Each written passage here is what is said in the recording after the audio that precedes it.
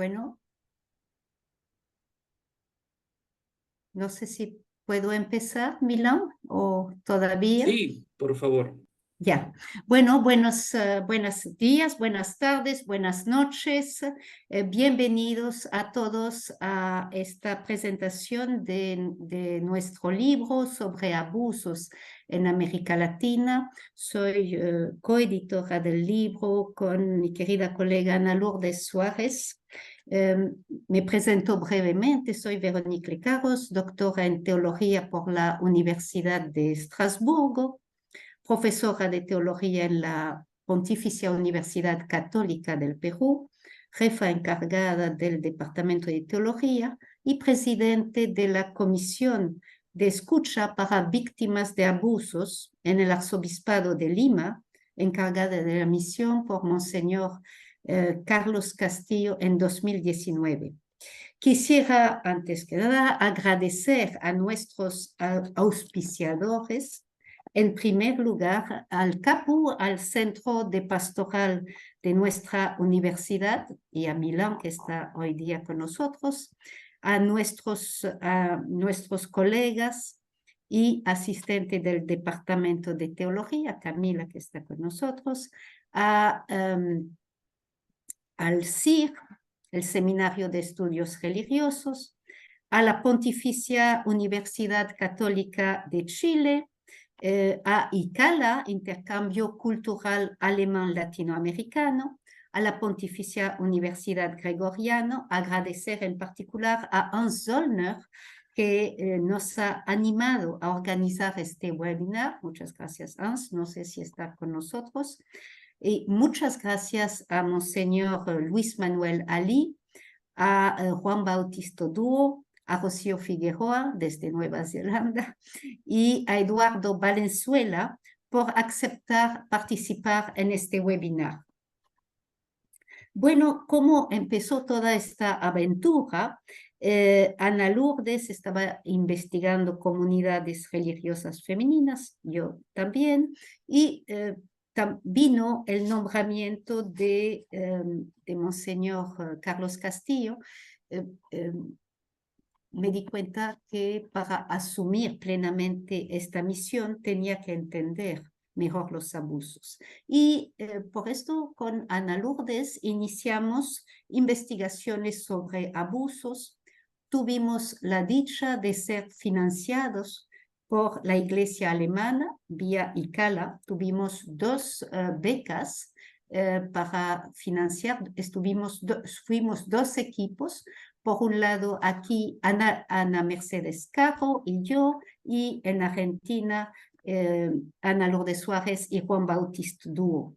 Nuestras investigaciones se centraron en las víctimas, tratar de entender la dinámica de los abusos vía escuchando a los abusados.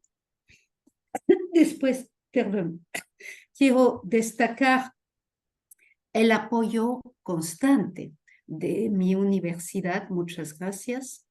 Hemos tenido un evento en noviembre de 2022 que era el primer evento internacional sobre abusos en América del Sur.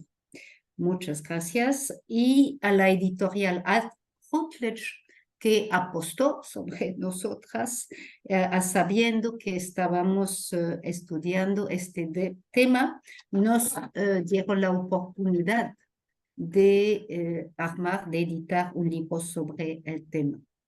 Bueno, se trata del primer compendio sobre abusos en América Latina y nuestra meta, nuestro objetivo ha sido entender los abusos en su entorno específico, América Latina, que representan circunstancias muy diferentes del hemisferio norte, y sin olvidar, obviamente, que existe una variedad de circunstancias y matices en América Latina. Hay casos y casos. Quisiera solamente dar un ejemplo de la especificidad de nuestro entorno. La especificidad, debería decir en plural, mencionando al clericalismo, un tema que no se va a abordar hoy día y que Dixit, el Papa Francisco, es una de las principales causas, para no decir la principal causa de los abusos. El clericalismo existe en todas partes, sin embargo, en nuestro entorno se refuerza y toma otras características. El poder de los sacerdotes se acrecienta por motivos culturales, el machismo, la tendencia autoritaria, el aura de sacralidad que rodea al sacerdote, la falta de tradición de rendición de cuentas, y como consecuencias de estas tendencias, de la falta de contrapeso, los sacerdotes pueden fácilmente, y quisiera insistir, a veces sin darse cuenta porque depende también de los laicos de poner un límite a este desbalance, entonces pueden caer en abuso de poder.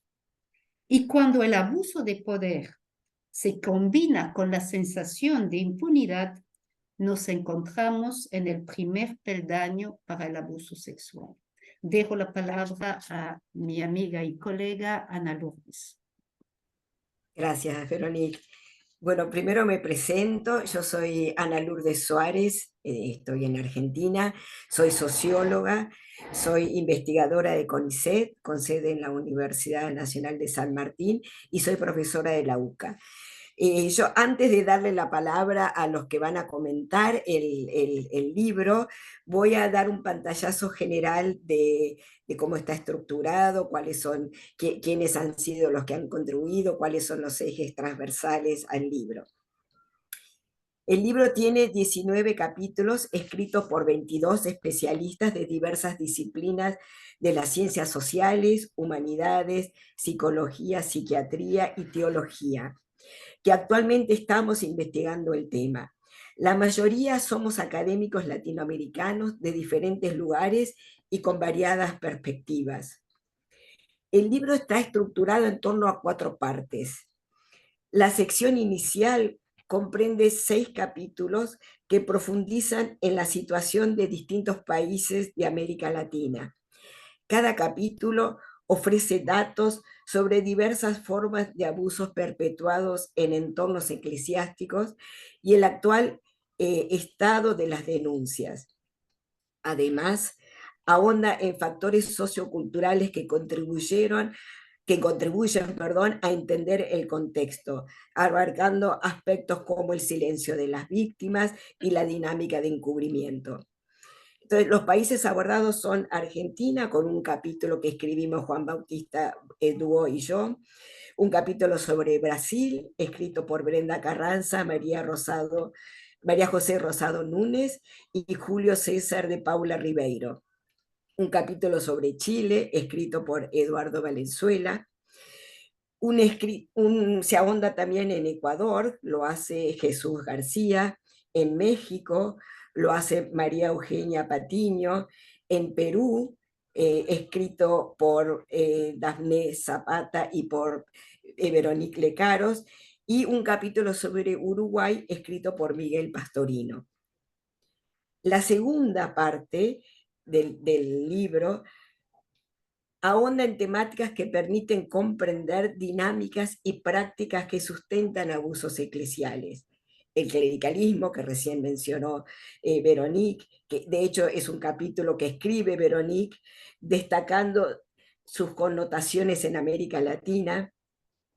Hay un capítulo escrito por Raúl Segarra que ahonda la forma en que se entiende y se permite la práctica de la sexualidad en la iglesia y la relación que esto tiene con los abusos. Luis Brahamonde y Nelson Marín analizan el manejo del secreto y las implicancias del silencio, 2 temas muy fuertes en el tema de abusos. Carlos Schickendans aborda lo que le está implicando a la Iglesia la publicación de informes nacionales sobre abusos. Cabe aquí mencionar que en América Latina estamos muy lejos de este impulso que han seguido algunos países de Europa y Australia, con la excepción de Chile. La tercera parte se adentra en abusos en contextos eclesiales específicos. Hay un capítulo que yo escribí sobre las religiosas, o sea, focalizado en los miembros de institutos de vida religiosa femenina, en tanto víctimas y victimarias de distintos tipos de abusos. Veronique presenta un estudio de caso en parroquias limeñas de sectores populares. Después hay 3 capítulos que se adentran en abusos y en la cultura institucional que los sustenta en los nuevos movimientos y comunidades, especialmente aquellos surgidos en América Latina. Me refiero a los legionarios, Soladicio, la Pía Unión de Caradima, entre otros. Acá estos capítulos fueron escritos por Juan Bautista Duó, Christian Parker y José Miguel Pérez Valdivia, Rocío Figueroa y David Toms, y está también el testimonio de un ex miembro del Soladicio que es Gonzalo Cano. La cuarta parte del volumen examina el impacto de los abusos, las formas de restaurar a las víctimas y la atención a los abusadores. También trata recursos para la prevención de abusos. Cuenta con capítulos escritos por Ana Mercedes Caro, Carolina Montero, y un capítulo conclusivo escrito por Hans Zollner, Veronique Lecaros y también por mí. El escrito está atravesado por la variedad de conceptos que han tomado volumen y le han dado un poco, han ayudado a entender el tema de este flagelo, ¿no? El tema de los abusos, o sea, conceptos que justamente han ido tomando volumen en estas últimas 2 décadas desde que estalló esta crisis, y que están justamente ayudando a entender la problemática y a identificar las dinámicas y las prácticas implicadas. Abuso sexual fue sin duda el concepto clave que impulsó a bucear en otros conceptos que están estrechamente vinculados entre sí, como los distintos tipos de abuso: abuso de poder, de conciencia espiritual, abuso profético, abuso institucional. También está atravesado por otros conceptos que ayudan a entender la concepción y el ejercicio de poder en la Iglesia, como el clericalismo ya mencionado, el jerarquismo, y por otros conceptos que permiten entender el silencio no solo de las víctimas, sino de los testigos, conceptos como redes de complicidad y complacencia. Se ha ido así entendiendo cómo las dinámicas y prácticas que sustentan abusos afectan tanto a víctimas concretas, sin duda son las más afectadas, afectan también a testigos y también a las estructuras eclesiales, estructuras que se mueven dentro de la dialéctica dañadas, dañinas. Finalmente quiero destacar algo que también dijo Veronique, y lo quiero subrayar fuertemente, que todo este conocimiento es en gran parte posibilitado por las propias víctimas, ¿no? Justamente porque eso es lo que posibilita ver, ayudar a entender. Esto sería imposible sin el testimonio de las víctimas de abuso.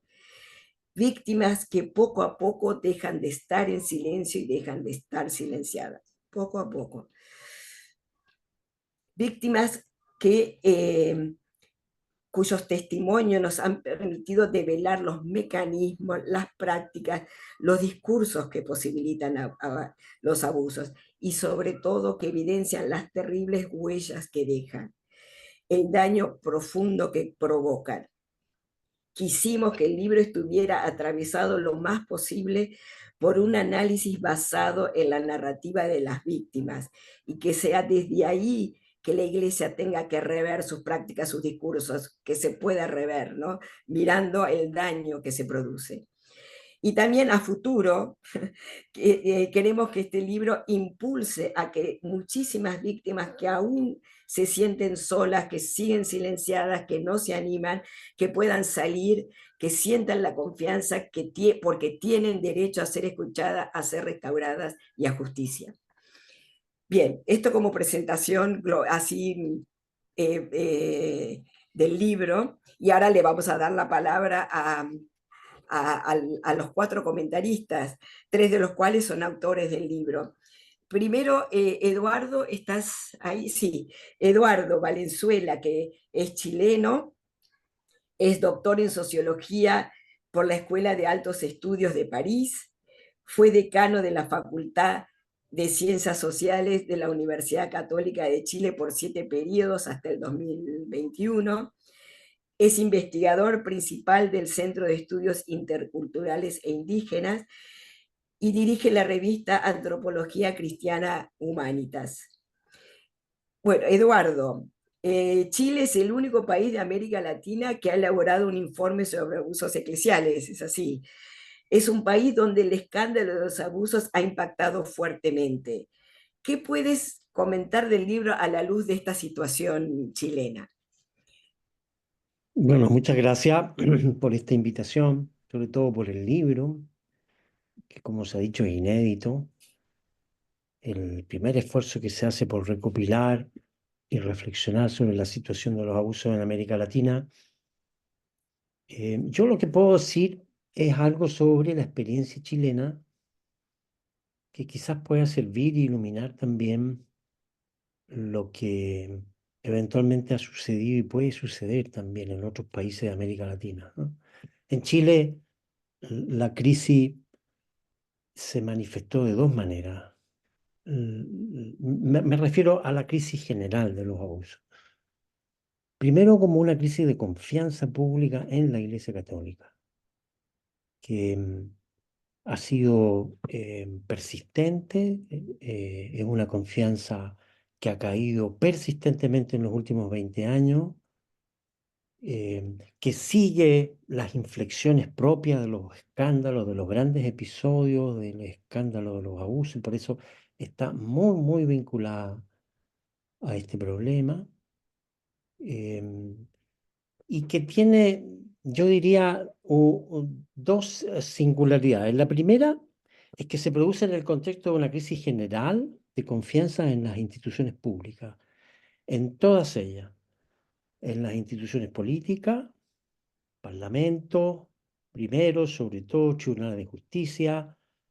Nosotros en general tenemos una confianza muy baja en la judicatura, en la autoridad del presidente, que era uno de nuestros pilares de confianza pública históricamente, pero también en las instituciones económicas y también en las morales.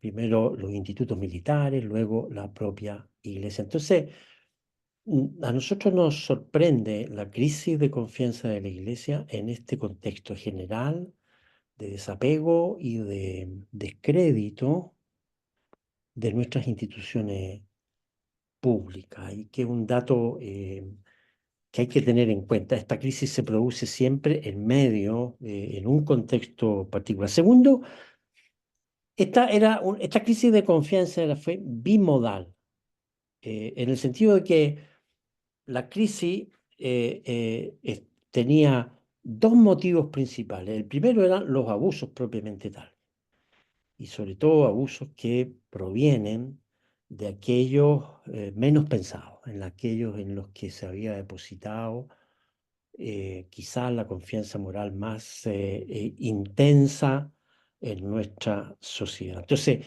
ese es el primer elemento, un elemento central, pero también la crisis de confianza tiene que ver con la respuesta que dio la Iglesia a esto.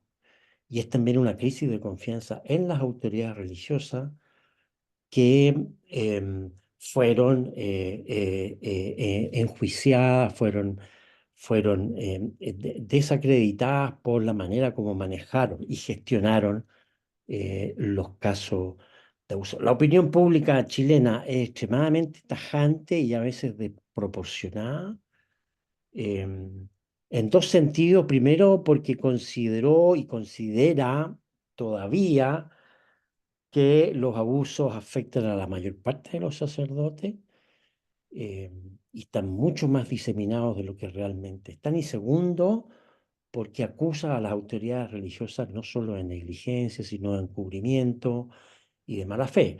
Entonces, nosotros tuvimos una opinión pública muy áspera, que, enjuició muy duramente la actuación de la Iglesia en todo esto, ¿ah? Ambas cosas se implicaron mutuamente. Como se sospechó que hubo encubrimiento, la gente pensó que era mucho más diseminado de lo que realmente podía ser. Eh, el caso chileno también es bastante singular por el hecho de que nosotros tuvimos muchos escándalos en sacerdotes de mucho renombre, no solo uno solo por el cual es recordado el caso chileno, que es Caradima, sino por lo menos en 6 o 7 otros sacerdotes de gran prestigio nacional. Entonces, la gente dijo, bueno, si estos sacerdotes de gran prestigio están involucrados, imagínense lo que puede ser.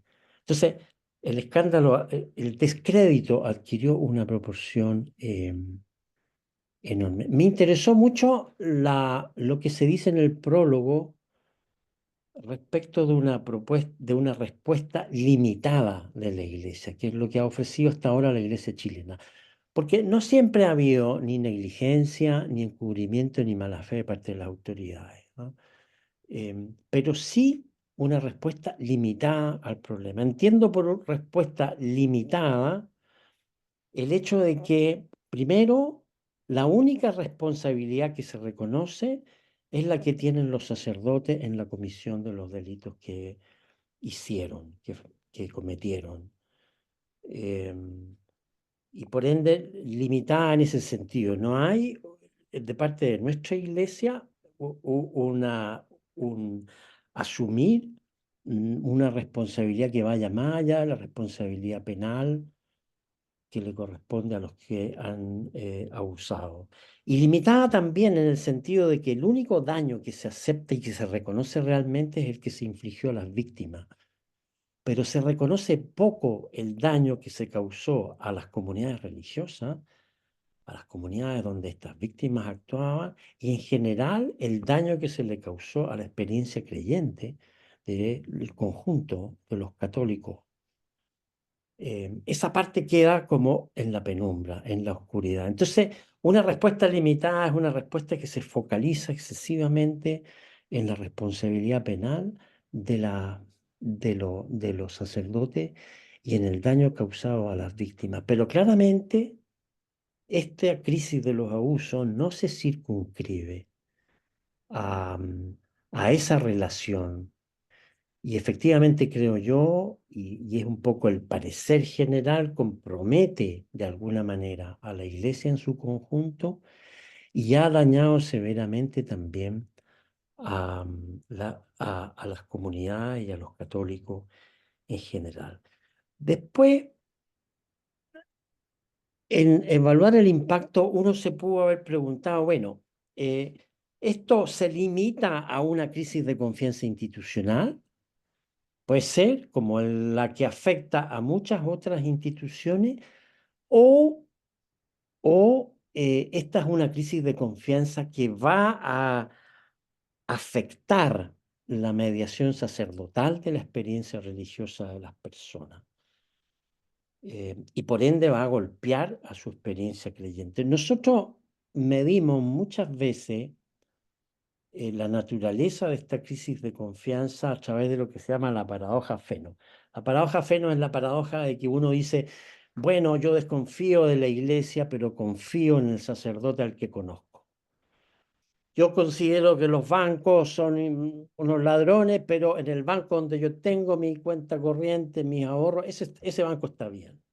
Entonces uno podría pensar que una crisis de confianza institucional no iba a alcanzar, a afectar, a resentir la mediación sacerdotal de la experiencia religiosa, porque después de todo esa mediación estaba vinculada con el sacerdote que uno conoce por la parroquia, por el lugar al que uno va a misa, por el movimiento al que pertenece. Pero los datos nos mostraron que efectivamente en el caso chileno la mediación sacerdotal de la experiencia religiosa se resintió y severamente, no hubo paradoja fe, no. Se resintió y en dos sentidos. Uno, por una caída en la asistencia frecuente al templo, católicos que dejaron de ir a su iglesia, de ir a su parroquia, y tenemos datos bastante eh, eh, eh, rotundos respecto de esta caída, y dos, y principalmente entre los jóvenes, una caída en la identificación como católico, en la identificación religiosa como católico. ¿Ah? Y entonces uno ve cómo la crisis no es solo una crisis de confianza, sino que afectó el sentido de pertenencia a la iglesia, porque esto es importante, se volcó, se prolongó en una crisis de pertenencia, no de creencia necesariamente. ¿Ah? La gente que se restó de ir frecuentemente o regularmente a la iglesia, los jóvenes que dejaron de declararse católicos, no han dejado de creer, han dejado de pertenecer.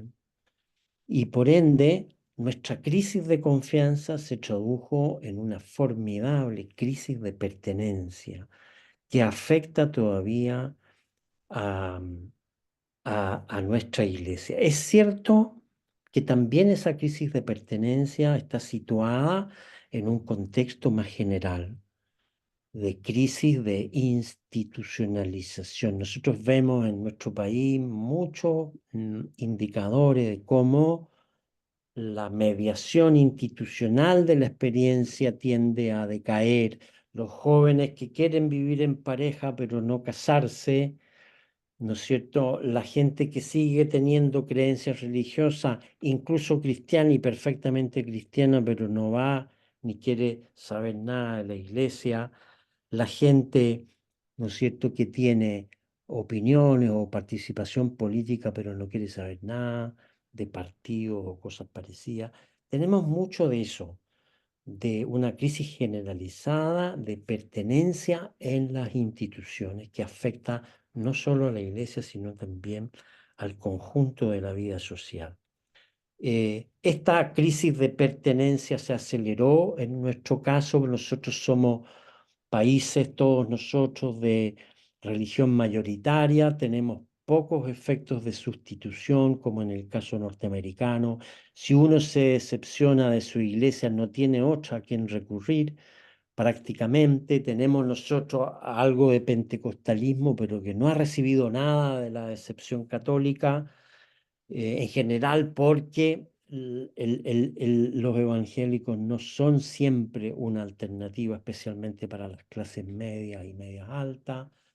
Entonces tenemos muy poco efecto de sustitución, de gente que cambia una pertenencia por otra pertenencia. Y entonces lo que sucede en países de religión mayoritaria es que cuando uno se decepciona de la iglesia mayoritaria se queda en esta celdilla de los ninguna religión, de los que no participan, de los que no se adhieren a ninguna comunidad de creencia. Entonces, también eso aceleró entre nosotros. El efecto de la crisis de confianza se tradujo en una crisis de pertenencia muy, muy potente. Ni una ni otras han sido repuestas. Por eso me interesa también mucho el concepto de respuesta limitada. Nosotros abogamos harto por una respuesta que fuera más allá de las víctimas y que comprometiera más allá a la iglesia en su conjunto. Si usted pregunta en una encuesta en nuestro país, en los últimos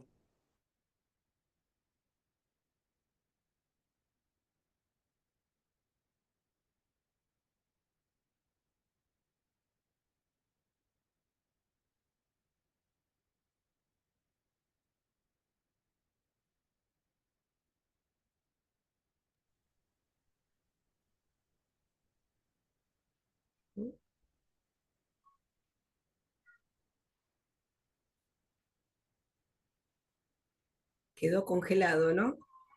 Ajá. Sí. Bueno, no sé, mientras esperamos, por ahí podemos continuar con el próximo comentarista. ¿Qué les parece? Sí, sí, bien. Sí, sí, Sí, sí, seguimos tenemos que así. seguir porque tenemos Sí, poco tiempo igual sí. Entonces, hasta que aparezca. sí, y después redondeé la idea. Juan Bautista, ¿estás ahí, Juan Bautista? Sí, aquí estoy, Ana. Ah, ahí está, perfecto. Bueno, te presento. Juan Bautista vive en Córdoba, en Argentina. Con él hemos estado trabajando estos últimos años en el marco del proyecto de ICALA, ¿no? Para la temática de abusos en Argentina. Bueno, Juan Bautista tiene doctorado en teología por la Universidad Católica Argentina. Recientemente ha focalizado su investigación en el estudio de la relación entre la crisis de los abusos y la teología de los fundadores y en el gobierno de los nuevos movimientos comunidades eclesiales.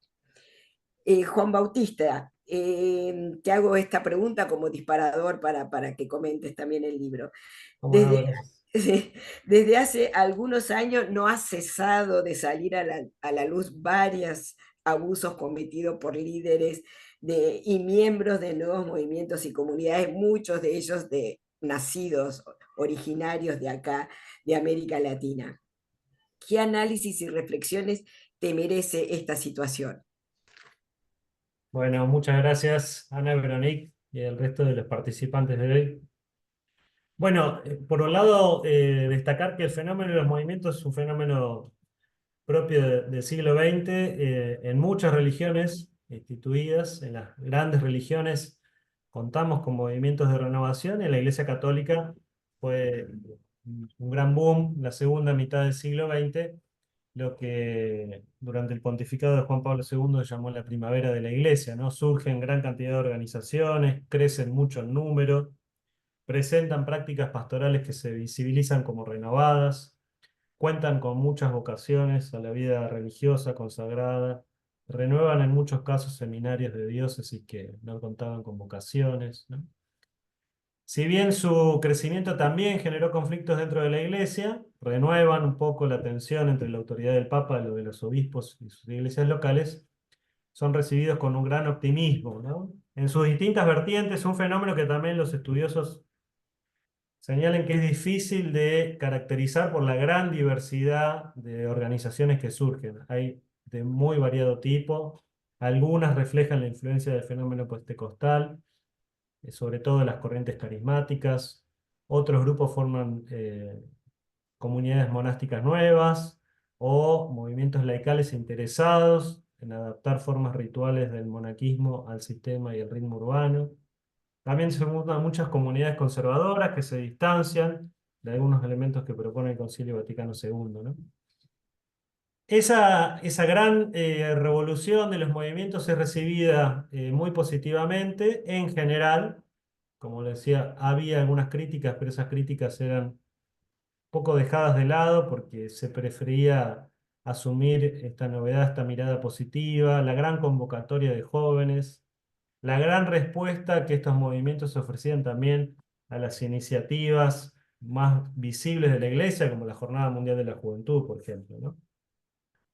Se los vuelve actores privilegiados de la nueva evangelización, pero hoy podemos reconocer que dentro de la Iglesia Católica, dentro podríamos decir también de los estamentos de la Santa Sede de la Curia Romana, ya hace más de 20 años, que esa mirada positiva también percibía las grandes dificultades por los abusos de las figuras carismáticas, ¿no?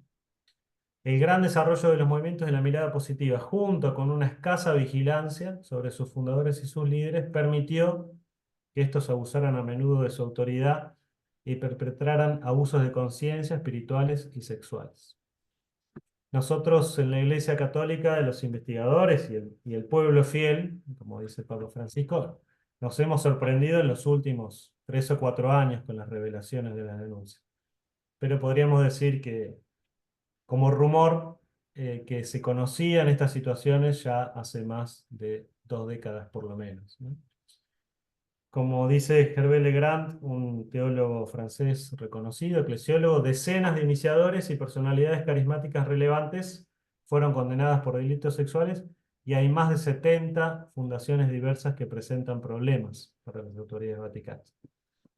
En el caso de nuestras investigaciones, hemos recopilado más de 40 casos a nivel mundial de iniciadores o personalidades relevantes que protagonizaron distintos niveles de comportamiento disruptivo, desde los más graves, como abusos sexuales a menores o a personas adultas dentro de las comunidades, ejercicios de poder autoritarios o arbitrarios, propuestas de espiritualidades que facilitaron los abusos, como hoy en este tiempo venimos reflexionando sobre los falsos misticismos, por ejemplo con la causa Rupnik, ¿no? Queda claro entonces que la crisis del abuso en la Iglesia Católica a nivel mundial y también en Latinoamérica no solo es un problema del clericalismo, sino también es una seria dificultad de liderazgo. El entusiasmo ciego, a veces de seguidores reclutados mediante sutiles mecanismos de seducción espiritual, ideas teológicas utilizadas para esa seducción, generan, bueno, una mezcla extraña donde suceden los comportamientos disruptivos y abusivos, ¿no? En la obra que estamos presentando, muchos de los capítulos revelan, dan cuenta, analizan este fenómeno. El capítulo de María Eugenia Patiño, analizando los abusos eclesiásticos en México, describe la crisis causada por la revelación de los abusos de Marcial Maciel Degollado. El trabajo de Rocío Figueroa y David Toms, junto con el de Gonzalo Cano, presentan el testimonio sobre la manipulación y el abuso espiritual como facilitador del abuso sexual dentro del sodalicio de vida cristiana. Miguel Pastorino, cuando analiza la crisis del abuso en la Iglesia Católica del Uruguay, revisita el escándalo de la Comunidad de Jerusalén, fundada por Adolfo Antelo. Brenda Carranza y sus colaboradores analizan también un sistema de abusos y violencia en la comunidad Heraldos del Evangelio en el Brasil. En el trabajo que presentamos con Ana Lourdes Suárez, identificamos 4 casos confirmados de nuevas comunidades en Argentina, cuyos iniciadores han cometido abusos y también se conocen otros fundadores bajo investigación, ¿no? Por otra parte, uno de los fenómenos, digamos, tenemos entonces grandes casos muy relevantes en la América Latina, el caso de Marcial Maciel, de Figari, evidentemente como también lo hacen los investigadores chilenos. El caso de Caradima es un caso de liderazgo carismático, ¿no? Y de la organización de una gran asociación de fieles a su alrededor. Es decir, que la crisis de los abusos impacta sobre movimientos nacidos en América Latina con sus fundadores latinoamericanos. Pero también tenemos el fenómeno de grandes movimientos católicos nacidos en Europa que se instalan en América Latina, y algunos de esos movimientos han iniciado el proceso de revisión en distintos niveles por las revelaciones o de dinámicas abusivas, de conductas abusivas, a veces no directamente de sus fundadores. Por ejemplo, nos encontramos recepcionando las reflexiones que realizan algunos de ellos, ¿no? Que trabajan pastoralmente en América Latina. Por ejemplo, en el movimiento de los focolares se encuentra en plena recepción de un libro que se llama La secta divina, el movimiento de los focolares entre la mística, el abuso y el poder, escrito por Pinotti, donde destaca errores en la interpretación del carisma de Chiara Lubich, acciones engañosas, ¿no? Y también revela experiencias de personas que al retirarse del movimiento denuncian distorsiones estructurales, prácticas que llevan al agotamiento de los miembros, dificultades para gestionar la propia salud de los miembros más comprometidos. Esos elementos también son necesarios hoy poder interpretarlos, poder recepcionarlos para América Latina y poder hacerlo parte de las reflexiones en nuestras investigaciones, pero también como un aporte a la propia institución eclesial, ¿no? Bueno, la Iglesia Católica ha tratado de responder de algún modo, oficialmente, con algunas medidas de intervención. El dicasterio para los laicos, que es el que tiene injerencia sobre todo en los movimientos que tienen una amplia participación laical, ha regulado las formas de gobierno, el servicio de la autoridad. Son notorias las intervenciones entonces que buscan suplir las deficiencias o los desórdenes en el gobierno interno principalmente en aquellas cuestiones que pueden, que han conducido a abusos de poder o de autoridad, ¿no? Como señala el informe francés, el informe Sauvé o de la Comisión SIACE, en estos casos también podemos hablar de un abuso profético o abuso carismático, dinámicas de funcionamiento nocivo donde justificadas en ideas teológicas que parten del carisma de la organización, eh, generan un paraguas donde ocurren los abusos de autoridad y de poder, se suceden las excesivas espiritualizaciones, un excesivo control y a la vez una falta de realismo, paradójicamente, en el acompañamiento y en el gobierno de las comunidades, ¿no? Algunas investigaciones muy interesantes tomando testimonios de ex miembros de movimientos, por ejemplo, una investigación de la doctora Carline de Mazur, muy conocida en este campo, describe el abuso espiritual sufrido por 3 mujeres en nuevas comunidades, destacando la invasión de la conciencia personal y cómo de algún modo se domestica la identidad individual en favor de la comunidad. Bueno, como me preguntabas, Ana Lourdes, en resumen, esta crisis del abuso en la Iglesia Católica no solo responde a comportamientos delictivos de miembros célibes, de clérigos o de religiosos, sino también a errores sistémicos en las comunidades carismáticas multivocacionales. A veces por parte de los líderes carismáticos o fundadores, muchas veces por líderes de nivel intermedio, tanto varones como mujeres, ¿no? En el libro tratamos de analizar estos fenómenos, destacando la necesidad de reformas en la gobernabilidad y también un mejor ejercicio de la autoridad para prevenir futuros abusos y para proteger la integridad física y moral de los fieles. Muchas gracias, Juan Bautista. Ahora vamos a pasar con Rocío Figueroa, peruana, que nos habla desde Nueva Zelanda. Rocío es doctor en teología por la Universidad Gregoriana. Actualmente es profesora en el Catholic Theological College en Auckland, New Zealand. Rocío ha sido fundadora de la rama femenina del sodalicio de vida cristiana, conocida como las fraternas, y tuvo un rol clave en destapar los abusos dentro de esta institución.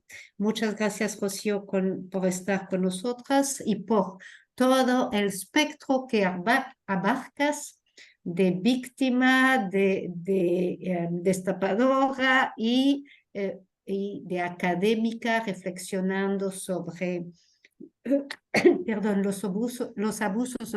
Has escrito múltiples artículos, algunos con David Tom, que está con nosotros. Por favor, te escuchamos para que nos compartas tu múltiple experiencia del tema. Gracias. Quiero agradecer primero profundamente a Ana Lourdes y Veronique y a Juan Bautista y a los que han estado en el trabajo por el esfuerzo de editar esta obra común. Creo que tiene el mérito de no ser solo una obra para académicos o de académicos, sino que mantiene el esfuerzo por poner a las víctimas sobrevivientes en el centro de la reflexión. Quiero solo decir que cuando hablamos de crisis de abuso sexual en la Iglesia, hay que entender a qué nos referimos, porque el fenómeno del abuso sexual por el clero o religiosos no es un fenómeno del siglo XX o XXI. La Didache, que es el catecismo más antiguo de la historia del siglo II, pide a los clérigos no seducir a jóvenes. En el siglo IV, el Concilio de Elvira también legisló contra el abuso sexual perpetrado, aunque aquí el abuso era visto como un pecado y no se hablaba de las víctimas.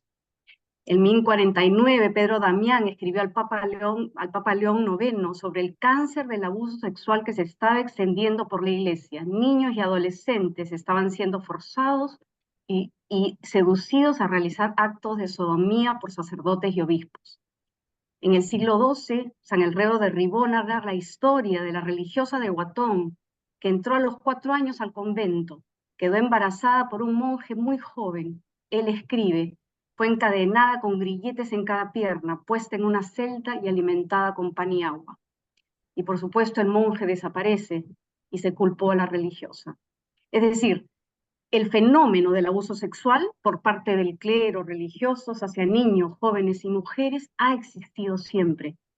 La diferencia está en que en la iglesia todo el tema se concentraba en el perpetrador como alguien que cometió un pecado, que debía ser perdonado y no era tipificado como un crimen. Y cuando en el siglo XIX la sociedad civil comenzó a tipificar el abuso sexual contra menores como un crimen, la Iglesia no aplicó ninguna de las leyes civiles a su interior. Por ello, lo que ha generado la crisis, y cuando hablamos de crisis actual, a nivel mundial, es que las víctimas del abuso en la Iglesia se han empoderado y han decidido denunciar. Son las víctimas sobrevivientes que han cambiado la historia. Y son todas estas denuncias que han generado una crisis eclesial, como lo que mencionaba Eduardo de una crisis de confianza. Pues por primera vez se enfrentaba una realidad y se asimilaba a una realidad que había estado siempre presente, encubierta y oculta. La crisis actual es un trauma institucional. El trauma vivido por nosotros, sobrevivientes, ha estado siempre, a lo largo de la historia. Sin embargo, al salir a la luz, ha afectado no solo a los sobrevivientes y a las víctimas, sino a los testigos, a los familiares, a las comunidades enteras. Es lo que el sociólogo Jeffrey Alexander llama trauma cultural, que ocurre cuando los miembros de un colectivo sienten que han sido sometidos a un evento horrendo que deja marcas indelebles en la conciencia del grupo, marcando sus memorias para siempre y cambiando su identidad futura de manera fundamental e irrevocable. Y esa es la crisis. La Iglesia no es ya siempre para muchos el lugar seguro y sagrado que está llamado a ser, sino por el contrario se han evidenciado problemas sistémicos en su misma estructura, en su misma constitución. Este tipo de trauma comunitario sobrepasa los recursos de la comunidad para hacerle frente y a menudo desencadena lo que desencadena en cada uno personalmente cuando está frente a un trauma, la lucha, la huida o la parálisis. Una de las características del trauma que también se aplica a la comunidad católica es la disociación y la amnesia. Hasta el día de hoy encuentro gente en la iglesia, clérigos, laicos, que no quieren hablar del tema, que quieren dejarlo como un problema del pasado. Y por ello, la única manera de afrontar el trauma, tanto de las víctimas como el trauma eclesial, y ser capaces de rehabilitar a los sobrevivientes y curar la herida, es dando voz a las víctimas. Es cuestionando no solo el problema de los perpetradores y cómo establecer políticas de prevención, pero enfrentando con seriedad los problemas sistémicos que han permitido el abuso. Y este libro hace eso. Narra las historias de violencia para que a la luz de ellas puedan ser reflexionadas, asumidas y combatidas.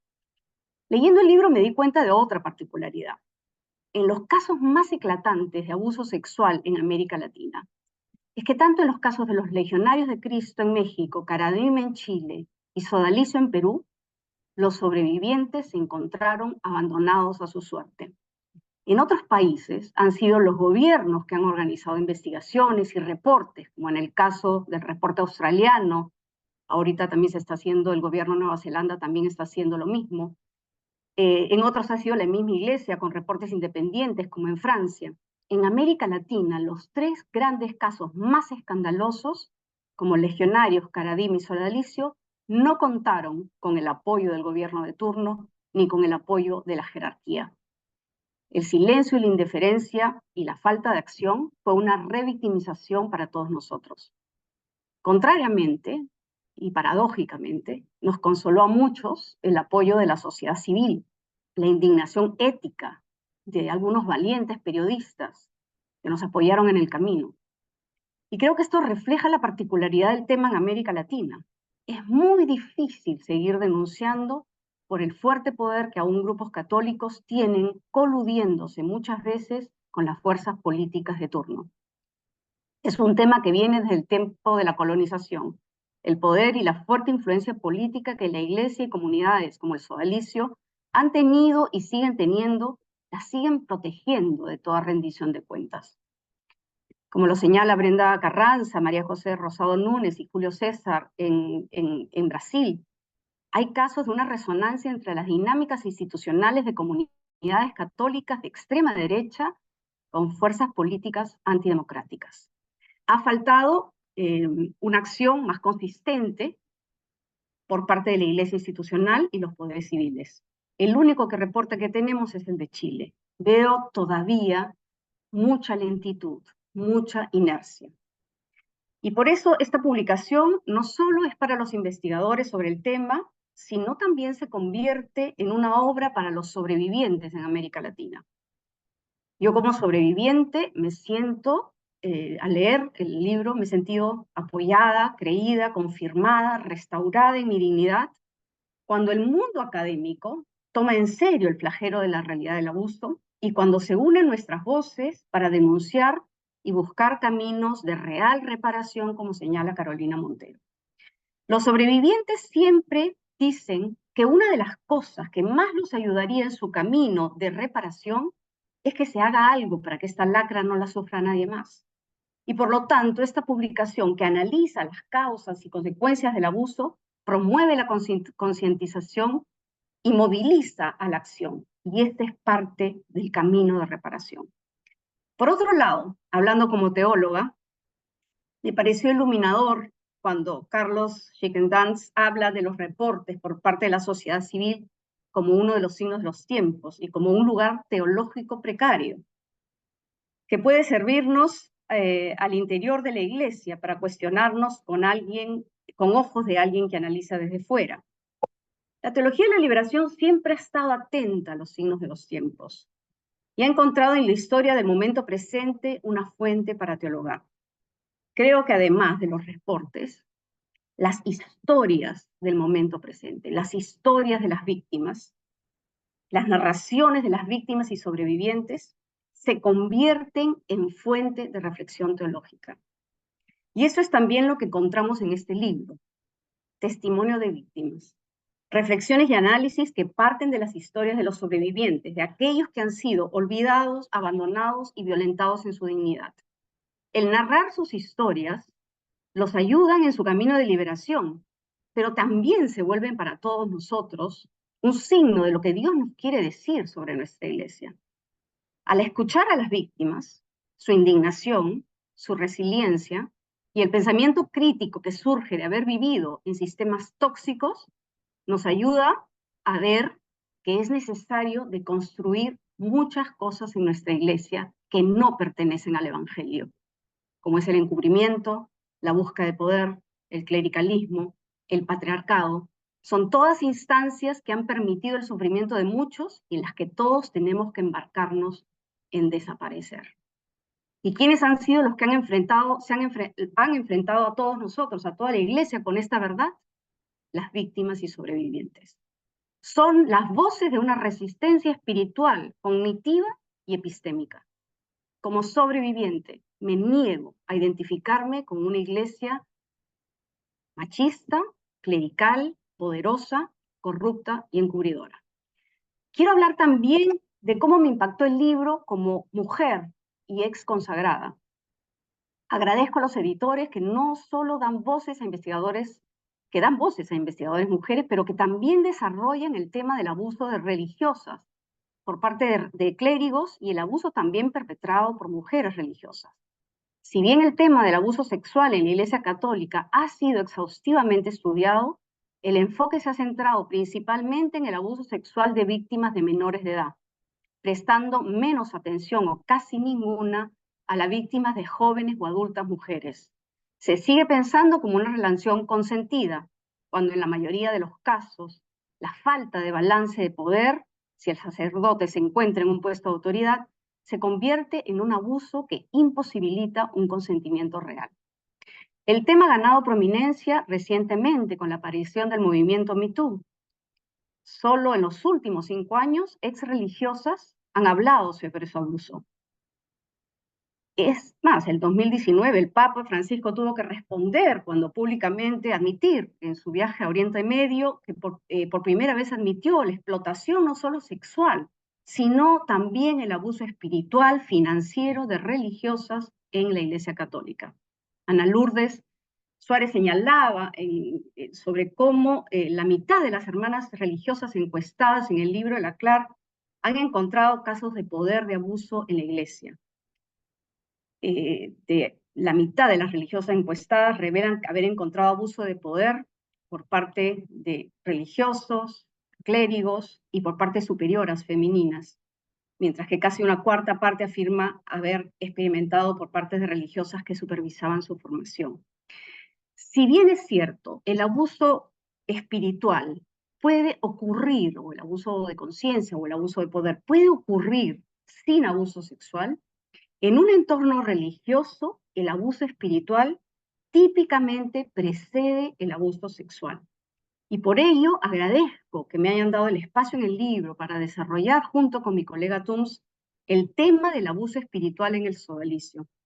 Una manipulación psicológica usando la autoridad aparentemente divina para eliminar la conciencia de la persona, destruir su libertad con el voto de obediencia, aislarla a través de una supervisión estricta y el control con el fin de propiciar un ámbito de poder y abuso sexual. Creo que el abuso de religiosas es un tema que debe ser analizado. Está empezando, pero tiene que continuar. El 2020 señala que hay 100.851 religiosas en América Latina. Concentrarse en el abuso de la vida consagrada, como dice Ana Lourdes, femenina, revela y amplifica la dimensión del abuso eclesial en la iglesia. Y yo creo que un elemento sistémico que ha contribuido al abuso sexual de religiosas y también al abuso de mujeres se arraiga en el rol de las mujeres dentro de una iglesia católica que aún sigue teniendo un esquema patriarcal. Las mujeres dentro de la iglesia católica seguimos siendo tratadas como ciudadanas de segunda clase, sin autoridad en el magisterio eclesial, en el culto sacramental o en el gobierno pastoral.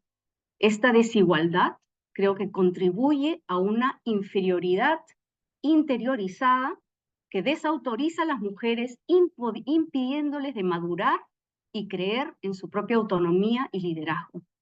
Y para mí esta realidad es como el elefante en el cuarto. La iglesia sigue cometiendo, es decir, hablamos de abuso en la iglesia, pero la iglesia sigue cometiendo una violencia institucional contra las mujeres. Es una violencia, y contra las mismas religiosas. La identidad de una religiosa ha sido determinada por un sistema clerical.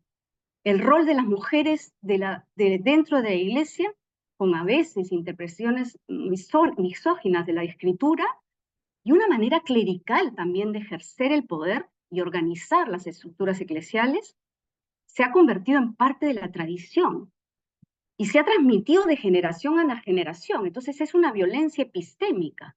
En el sistema clerical de la Iglesia Católica, las mujeres mismas religiosas están expuestas a las trampas del clericalismo y pueden incurrir ellas mismas en un comportamiento excluyente, elitista o dominador. Es lo que pasó con las mujeres del sodalicio. Fuimos víctimas, pero también perpetradoras, porque recibimos la tradición de una estructura, aunque eran laicos, era una estructura totalmente clerical y elitista. Esta dinámica es lo que las investigadoras McEwan y Kathleen McPhillips llaman las economías del clericalismo, en las que las religiosas se ven obligadas al servicio del gobierno de una élite masculina, así como a vigilarse entre ellas, como parte de una economía sexual compleja, donde las mujeres son tanto víctimas como perpetradoras.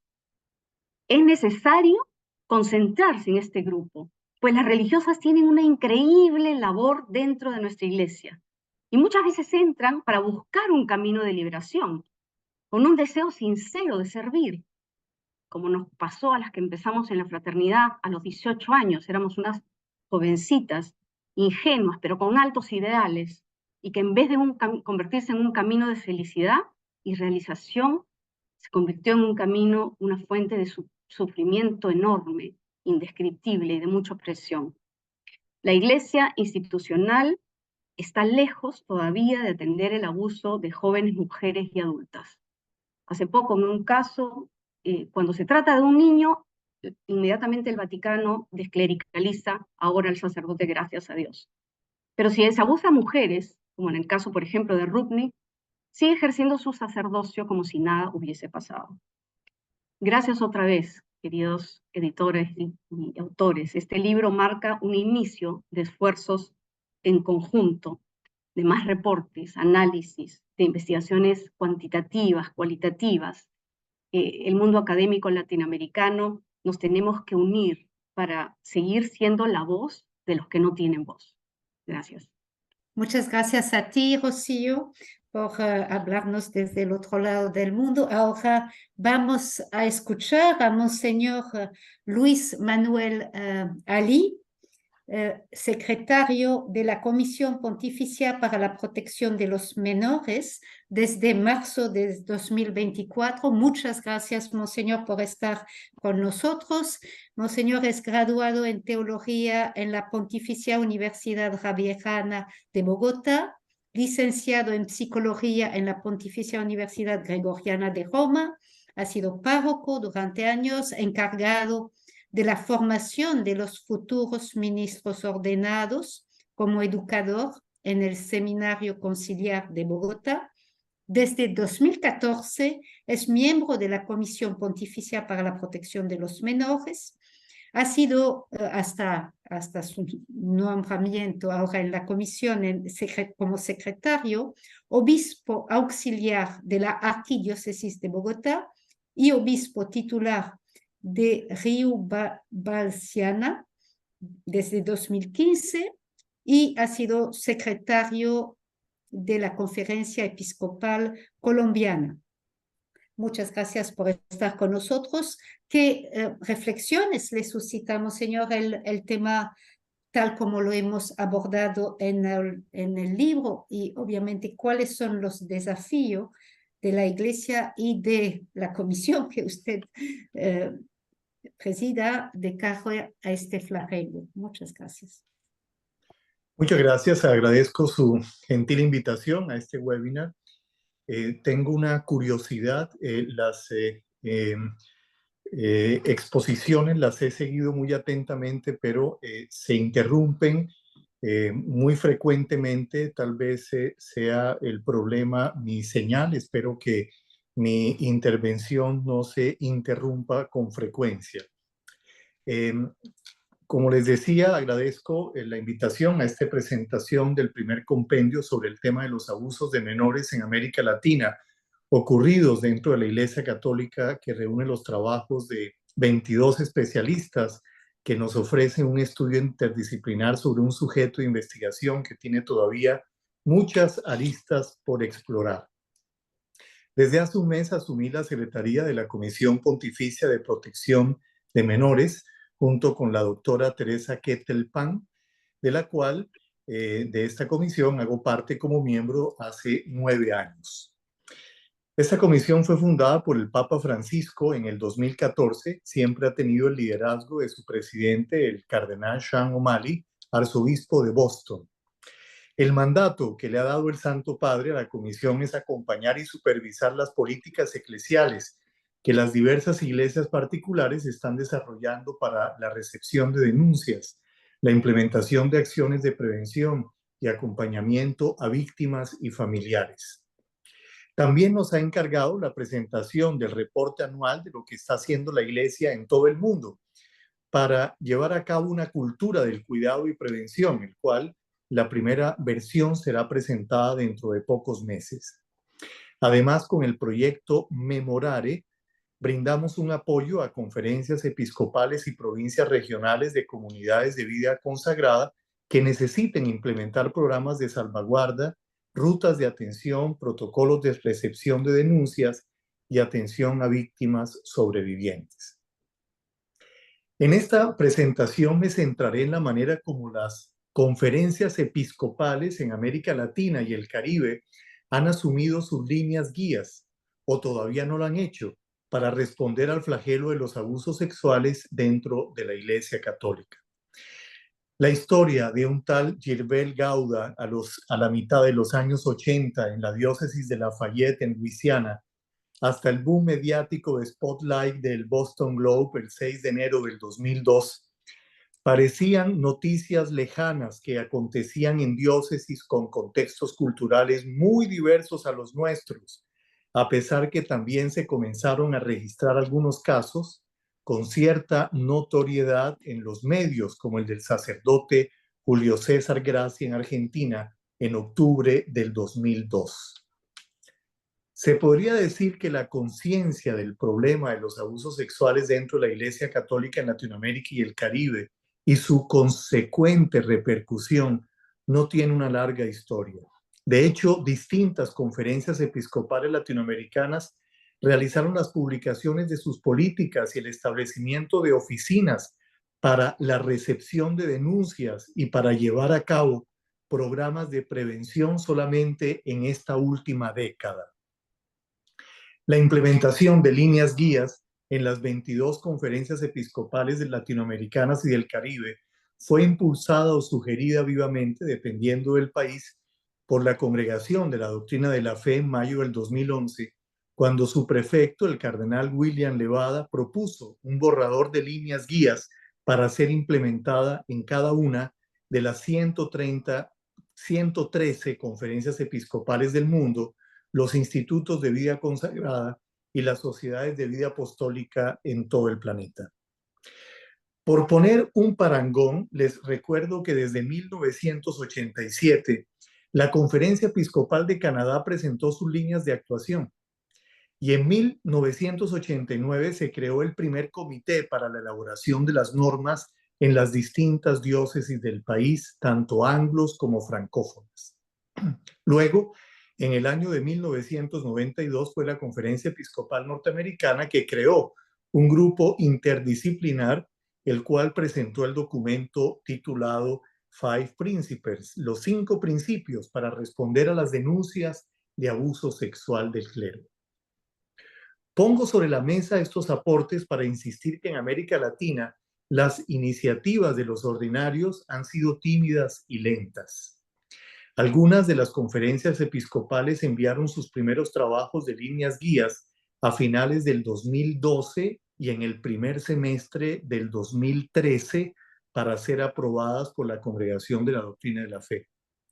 Y otras tantas, después del 2019, han actualizado los documentos matrices, haciéndolos más operativos, como es el caso de las conferencias episcopales de Argentina, Costa Rica, Ecuador, Guatemala, Paraguay, Perú, Uruguay y Venezuela.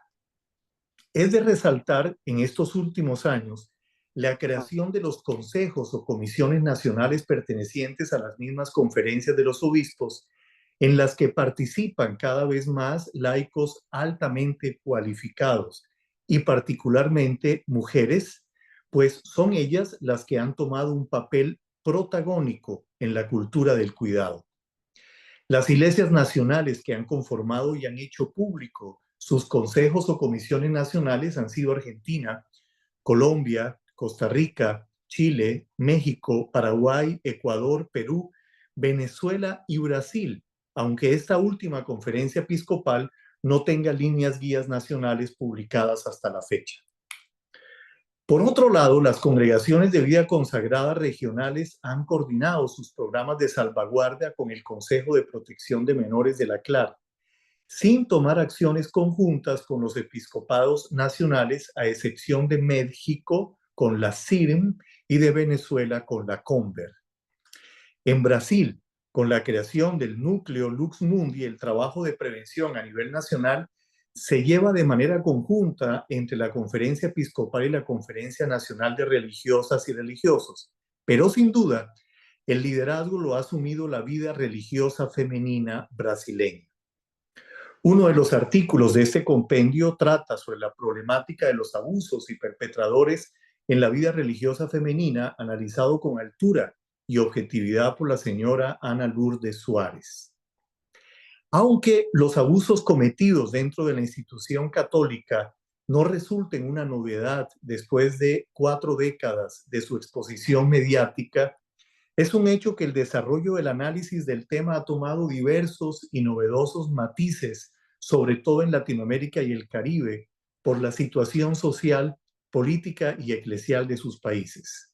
En las páginas del compendio que se presenta hoy a todos ustedes, encontrarán un interesante estudio sobre la variante del clericalismo en América Latina, estudiado por la señora Veronique Lecaro, que junto con la reflexión sobre el tema de la vulnerabilidad y la triada de abuso de poder, de conciencia y espiritual planteados por los otros autores de esta obra, presentan escenarios que amplían nuestra reflexión sobre el problema de los abusos sexuales en la Iglesia Católica.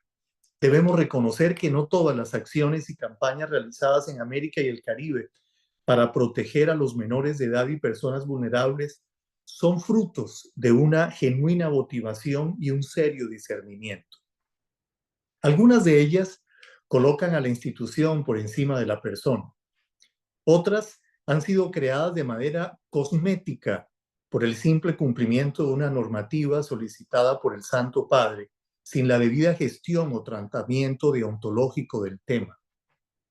Se podría además cuestionar si la motivación de la creación de algunas de estas instancias están en función de la protección de niñas, niños, adolescentes, personas vulnerables, atención a víctimas y la creación de entornos eclesiales seguros, o solamente la publicación de dichas políticas eclesiales trata de evitar la pérdida de los aportes económicos de las instituciones donatarias extranjeras. De frente a estos esfuerzos aún no totalmente suficientes o bien estructurados en la Iglesia de Latinoamérica y del Caribe, con la publicación de los distintos documentos pontificios en los últimos años, así como de los informes y estudios en América del Norte, en países europeos y en nuestro continente, ya lo han dicho varios de ustedes, solamente en Chile, ha quedado evidenciado la urgencia de insistir en políticas eclesiales que respondan a la necesidad de justicia y prevención. Por ejemplo, de las 22 conferencias episcopales que integran el Consejo Episcopal Latinoamericano CELAM, 6 de ellas todavía no han publicado la primera versión de sus líneas guías. Antillas, Brasil, El Salvador, Haití, Honduras y Nicaragua. En estos años, varias víctimas de figuras carismáticas, muchas de ellas apoyadas por los medios de comunicación, han dado a la luz los abusos sexuales, pero nos han hecho entender que no solamente el reflector tiene que estar puesto en estos y no solamente en los menores de edad, también en los abusos de poder espirituales y económicos a lo largo y ancho del continente americano. Esta herida abierta en nuestra Iglesia moviliza una seria y profunda reflexión para poder reconocer los componentes que favorecieron estas conductas delictivas e impidieron su desvelamiento y castigo, pues muchas víctimas de la puerta de al lado siguen gritando justicia y verdad. Poner en la mesa a los diferentes abusos sexuales, de poder, de conciencia, acaecidos en ambientes eclesiales, es solo el inicio de un camino doloroso de conversión que la Iglesia en América Latina está atravesando, cuestionando continuamente si el modo de ser Iglesia resulta efectivamente eclesial, colegial y por supuesto sinodal. Sin duda es un camino permanente de purificación y conversión en el que aún falta mucho por hacer, pero que este libro titulado Abusos en la Iglesia Latinoamericana, una crisis en evolución en el seno del catolicismo, que hoy se presenta, aportará la reflexión y a la acción para hacer de nuestra Iglesia un hogar seguro para todos nosotros y para que podamos reconocer que en todos tenemos lugar en la Iglesia. Muchas gracias. Bueno, muchas gracias. Por suerte no se cortó, monseñor. Ay, bendito sea Dios, sí, me alegra sí, mucho. Sí, sí, muy bien. Bueno, gracias, ¿no? A los 4 que han comentado. Tenemos todavía 12 minutos, entonces pensamos con Veronique plantearles una última pregunta para ser respondida en 2 minutos por cada uno. Y la pregunta sería, ¿cómo ven el futuro de la Iglesia en América Latina tras este sacudón de los abusos? O sea, tras esta crisis que es claramente interna de la iglesia, o sea, no hay como otras crisis alguien a quien culpar, ¿no? Entonces, ¿qué escenario futuro ven a la luz de esto que salió, ¿no? Entonces, si quieren, empezamos 2 minutos cada uno, ¿les parece? En el orden en que comenzaron. Eduardo, yo no sé si te has vuelto a conectar. Sí, Sí, sí, aquí estoy. ¿Sí? ahí está. Diré dos cosas simplemente. La primera es que llama un poco la atención que el ritmo de develamiento de los abusos en América Latina es todavía lento. No existe ninguna razón para que en nuestros países no haya mucho menos abuso que el que hay pesquisado en todas partes del mundo. El libro informa sobre el caso de Brasil, que es especialmente impresionante en esta materia. Y yo creo que ese retraso en el ritmo de develamiento de los abusos puede ser muy, muy gravoso para nuestra iglesia. El caso chileno lo muestra, el impacto que tiene la crisis sobre la gente, sobre las víctimas, sobre la gente, no solo sobre las víctimas, sino también sobre las comunidades y los creyentes, se redobla cuando la iglesia actúa con lentitud, con falta de celo y oportunidad. Entonces, esa es una primera preocupación que yo tengo. em, el ritmo de develamiento de los abusos es todavía muy lento y debe haber mucho abuso que todavía no está debidamente develado, tratado, investigado y menos aún sancionado. Y segundo, creo que una respuesta limitada a este problema, como mencioné en mi exposición, puede ser también contraproducente. Yo creo que las iglesias latinoamericanas deben seguir, esa es mi opinión, el ejemplo de muchas de las iglesias en el norte que han asumido esto de una manera más integral, con mayor capacidad de respuesta, de cara a todo el mundo y más decididamente, con gestos más profundos que la simple aplicación de protocolos o de políticas de prevención que contribuyen desde luego, pero que no siempre em, apuntan a lo medular, que es la pérdida de confianza y de sentido de pertenencia que las poblaciones tienen respecto de su propia iglesia. Bien, muchas gracias, Eduardo. Juan Bautista, ¿querés seguir vos? Bueno, por un lado creo que nos vamos a encontrar con una cierta continuidad, porque como sabemos el fenómeno de los abusos a nivel social es un flagelo y que permanece en distintos tipos de organizaciones y sobre también en diversos tipos de organizaciones religiosas, ¿no? En la medida que socialmente no haya una mayor conciencia de esto, y también creo que en el fenómeno latinoamericano el valor que se da a cierto liderazgo religioso, ya no solo pensando en la Iglesia Católica, genera un ambiente propicio para los abusos, ¿no? Y por otra parte coincido con Eduardo totalmente. Considero que la respuesta en este momento en los países latinoamericanos es muy limitada por parte de las conferencias episcopales, es muy limitada en los lugares de investigación católicos. Las universidades católicas latinoamericanas, salvo honrosas excepciones, no tienen una decisión por investigar estos temas, por hacer un aporte significativo al cambio y a la renovación.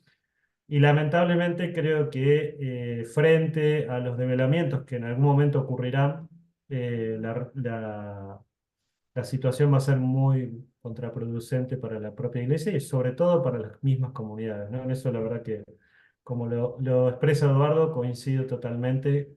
Lamentablemente, cuando uno acompaña comunidades, investiga o también trata de llevar lo que investiga y hacerlo parte de una política de prevención, lo que uno encuentra es que no hay un deseo, no hay una decisión de una política dentro de la iglesia, por un lado, para poner a la luz lo vivido también para prevenir mejor. Gracias, Juan Bautista. Rocío. Eso. Sí, yo pienso que quizás no soy muy optimista, pero creo que el problema del abuso sexual es ante todo un abuso de poder, ¿no? Entonces, creo que si hacemos todas las políticas de prevención en las conferencias episcopales, comisiones, etcétera, si seguimos, o sea, el problema del abuso sexual es para mí una consecuencia de un problema sistémico del corazón de la iglesia, ¿no? Entonces, si seguimos con un tipo de institución monárquica en que no hay distribución de poderes, en el que los principios democráticos son muy limitados, en los que las mujeres ya de por sí hay un abuso hacia las mujeres de quién es la mujer en la iglesia, donde el rostro de la mujer aparece solamente el rostro de obispos o donde no tenemos ningún tipo de poder decisional. O sea, si sigue todos estos esquemas de cómo se organiza el poder, cómo el tipo monárquico de iglesia que tenemos, clericalista, etcétera, la visión de la mujer y su participación en la iglesia, creo que es poner todo listo para que haya más abusos sexuales, para más abuso de poder, más abuso de conciencia. Entonces, creo, para mí la única salida es que hagamos estos cambios, que cuestionemos estos cambios radicales con respecto a la manera de ser iglesia, ¿no? Creo que la propuesta de sinodalidad es la respuesta, pero una sinodalidad que no se queda solo en el discernimiento, ¿no? Si no somos sinodales en las decisiones, para mí no es sinodalidad, ¿no? Entonces, sí, yo espero que esto nos mueva a todos a cambios más profundos, digamos, ¿no? Porque creo que ahí está la solución. Gracias, Rocío. Monseñor Ali. Bueno, me uno a todo lo que han compartido los investigadores.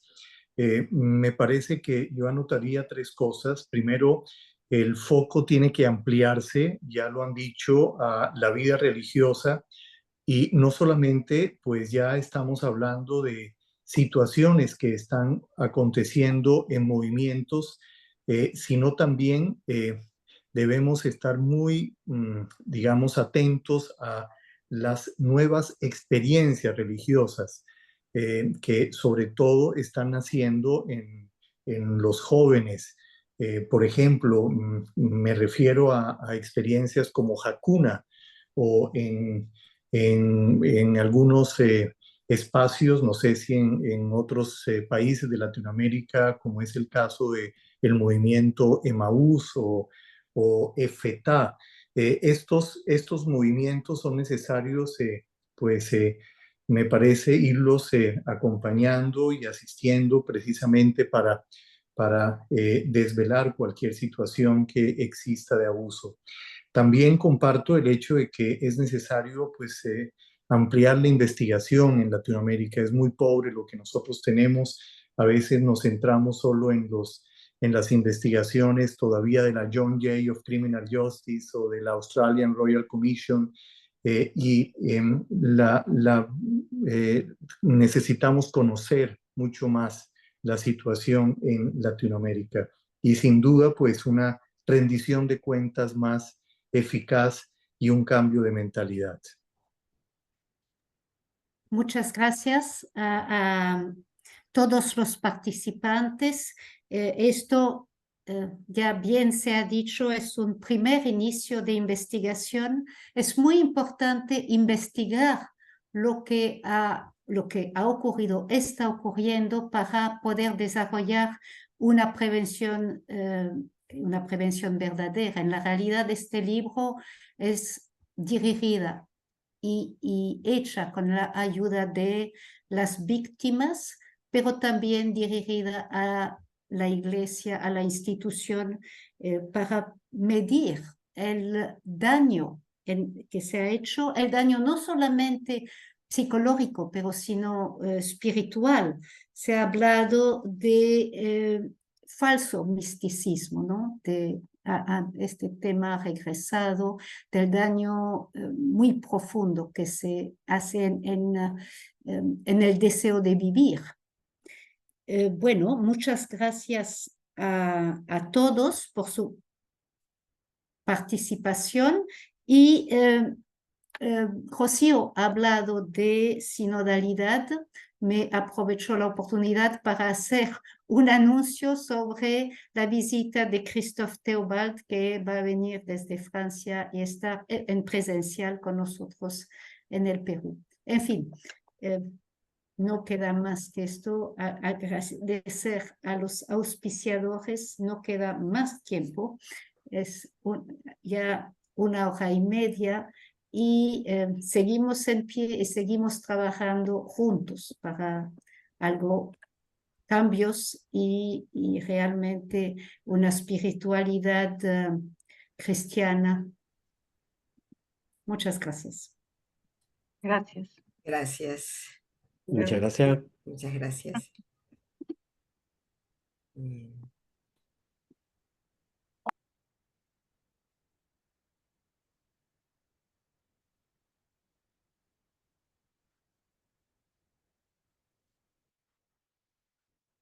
Mm.